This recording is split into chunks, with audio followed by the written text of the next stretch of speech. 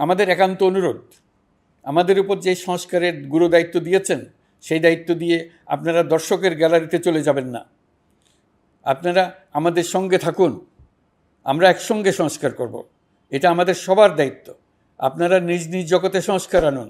একটা জাতির সংস্কার শুধু সরকারের সংস্কার হলে হয় না। আপনি ব্যবসায়ী হলে আপনার ব্যবসায় সংস্কার আনুন।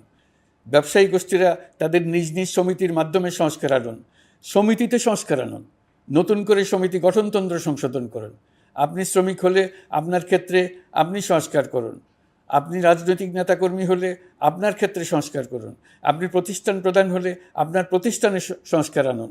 আমি এটাকে সুযোগ হিসেবে গ্রহণ করার জন্য সবাইকে আহ্বান জানাচ্ছি। এই সংস্কারের মাধ্যমে আমরা জাতি হিসেবে নতুনভাবে যাত্রা শুরু করতে চাই।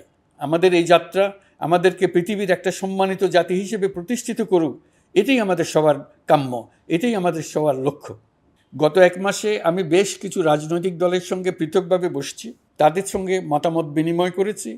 তারা আমাদের উৎসাহিত করেছেন, ছাত্র শ্রমিক জনতার বিপ্লবের লক্ষ্যের প্রতি সমর্থন জানিয়েছেন, সংস্কারের কাজে পূর্ণ সহযোগিতার দেওয়ার আশ্বাস দিয়েছেন।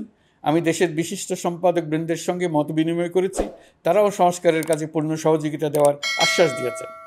তারা বিভিন্ন বিষয়ে মূল্যবান পরামর্শ দিয়েছেন। সবার পরামর্শ নিয়ে এখন আমাদের অগ্রসর হওয়ার পালা। আমি বিশিষ্ট ব্যবসায়ীদের সঙ্গে বৈঠক করেছি, তাদের কাছে আমাদের সরকারের লক্ষ্যগুলো ব্যাখ্যা করেছি, তারাও আমাদের লক্ষ্যের সঙ্গে একমত প্রকাশ করেছেন।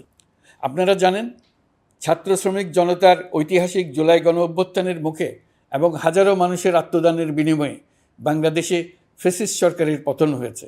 এই গণ অভ্যুত্থানের বার্তা ও আকাঙ্ক্ষা বাস্তবায়নের জন্য একটি অভূতপূর্ব সময় ও সুযোগ আমরা এর মধ্য দিয়ে অর্জন করেছি।